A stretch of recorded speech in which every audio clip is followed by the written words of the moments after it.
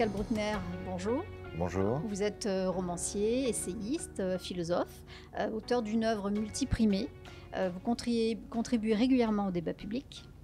L'argent est un thème que vous avez traité dans un essai intitulé La sagesse de l'argent, et c'est aujourd'hui le thème de notre conférence. Alors, entre engouement et réprobation, l'argent est depuis toujours un sujet de prédilection dans la littérature. Alors, les écrivains ont-ils contribué à le diaboliser, cet argent? Ça dépend lesquels. Les écrivains catholiques, oui. En France, en tout cas, ils l'ont diabolisé. Ils en ont fait une abomination qui éloigne les hommes de Dieu et de la vie en collectivité. Mais d'autres grands écrivains l'ont plutôt considéré sous tous les angles. Je pense à Balzac, qui est vraiment l'écrivain de la finance. Ce n'est pas l'écrivain de la classe ouvrière au XIXe siècle, mais c'est l'écrivain de la finance et de tous les tours que l'argent emprunte pour tromper les hommes ou pousser les hommes à se tromper les uns les autres. L'argent dans l'amour, les prostituées, les courtisanes, les héritiers qui liquident leurs parents pour hériter plus vite, les parents qui dépouillent leurs enfants pour donner la fortune à une maîtresse. Et donc le grand écrivain de l'argent, c'est Balzac. Il y a évidemment Zola, qui a écrit un très beau livre qui s'appelle L'argent aussi, sur la faillite d'une banque catholique. Mais c'est Balzac qui est vraiment le romancier par excellence des ravages et des sortilèges de l'argent.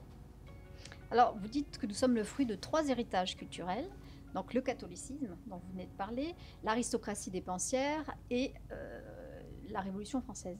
Alors, est-ce que cela explique le rapport ambigu que les Français entretiennent vis-à-vis de l'argent? Oui, je pense que d'ailleurs le catholicisme a le plus d'importance, parce que même si nous ne sommes plus croyants, et même si les églises sont vides aujourd'hui, notre rapport à l'argent est très lié à la condamnation que les catholiques en font, puisque le pape appelle l'argent le fumier du diable, reprenant une expression du 5e siècle, mais que lui-même est obligé d'en avoir et que le Vatican vit dans un luxe absolument somptueux. Les cardinaux, les évêques ne sont pas en manque d'argent, même si les prêtres dans les paroisses sont très pauvres. Donc il y a le catholicisme, au contraire du protestantisme ou du judaïsme ou de l'islam. Il y a l'héritage révolutionnaire égalitariste. Et donc le fait que quelqu'un gagne plus que moi est un affront à l'égalité formelle de tous les hommes. Et puis il y a l'héritage aristocratique qui est beaucoup plus important qu'on ne croit et qui est en fait un mépris du travail. Et dans beaucoup de revendications qu'on trouve aujourd'hui en France sur la fin du travail ou sur la semaine de 20 heures, voire de 15 heures, il y a une réminiscence de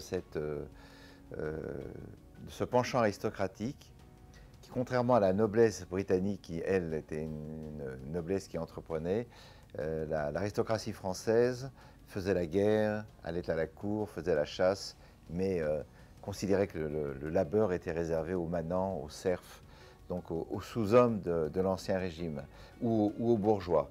Et les bourgeois, c'était les marchands, c'était les négociants, les commerçants, et qui étaient totalement méprisés par la noblesse, comme on voit bien dans la pièce de Molière, le bourgeois gentilhomme qui essaye de se hausser du col au-dessus de sa condition et que tout le monde ridiculise parce que justement lui, il vit de travailler.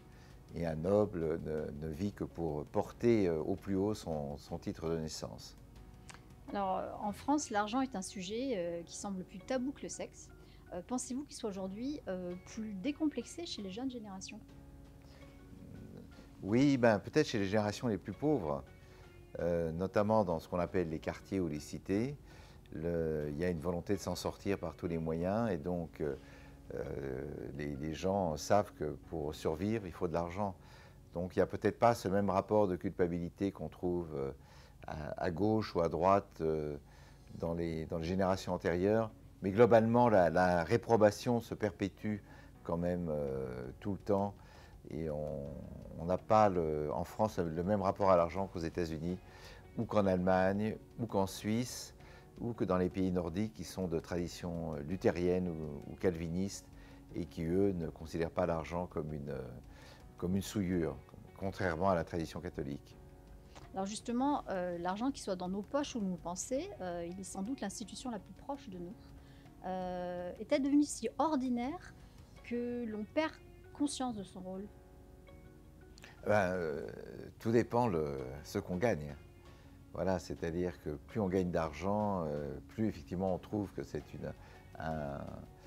que c'est quelque chose d'assez ordinaire et que finalement il suffit d'aller à sa banque pour puiser dans son compte et vivre normalement, mais l'argent devient crucial quand on en manque.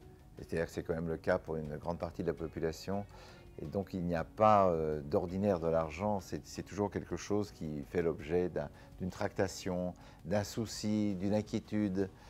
Comment allez-vous vivre comment allez-vous pouvoir vous acheter un appartement ou louer un appartement. Donc c'est toujours, l'argent est toujours c'est un objet ordinaire, mais qui est pour la majorité des gens un souci extraordinaire. Alors vous avez écrit que la haine de l'argent est souvent une haine envieuse chez les Français. Qu'est-ce que cela cache selon vous? Oh ben c'est quelque chose de très courant, c'est que l'envie, qui est une passion humaine immémoriale, est aussi une passion démocratique.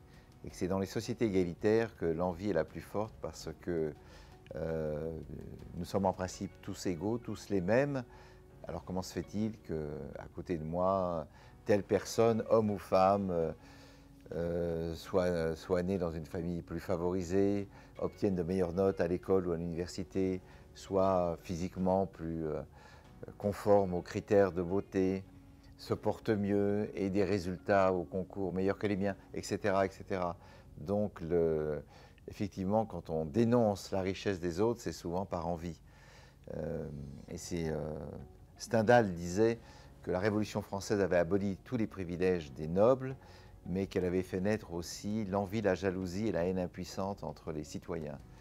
Et donc, lui, Balzac, Flaubert, Zola, Maupassant ont parfaitement analysé l'éruption de ces nouvelles passions démocratiques qui continuent aujourd'hui à être très fortes et contre lesquelles nous sommes démunis parce que, effectivement, il est très difficile de contrôler un sentiment d'envie et il n'est pas difficile, en revanche, de le déguiser sous une protestation politique apparemment égalitariste. Alors, la sagesse ultime de l'argent serait de savoir rester pauvre en esprit. Expliquez-nous ce que vous... Oui, alors ça, évidemment, c'est une formule tirée de la Bible. Ce que j'essaie de dire à la fin, c'est que quelles que soient les richesses dont on est bénéficiaire, au bout du compte, tout nous sera retiré. Nous vieillirons, et donc c'est plutôt une attitude spirituelle que je prône. Évidemment, je prône la circulation de l'argent et sa juste répartition selon le travail de chacun, mais au final, c'est une leçon très classique qui était déjà celle des anciens. Nous risquons toujours d'être possédés par ce que nous possédons. Et par conséquent, il faut savoir que toutes les jouissances dont nous bénéficions sur cette terre, nous serons un jour soustraites. Donc rester pauvre en esprit, c'est aussi se préparer un jour à n'avoir plus rien, sinon l'essentiel, c'est-à-dire les valeurs qui nous retiennent aux autres, l'amour de nos proches et l'intelligence du monde, mais une trop grande attention aux biens matériels peut aussi nous faire passer à côté de l'essentiel. Pascal Bruckner, merci beaucoup pour ce temps Merci à d'échange. vous.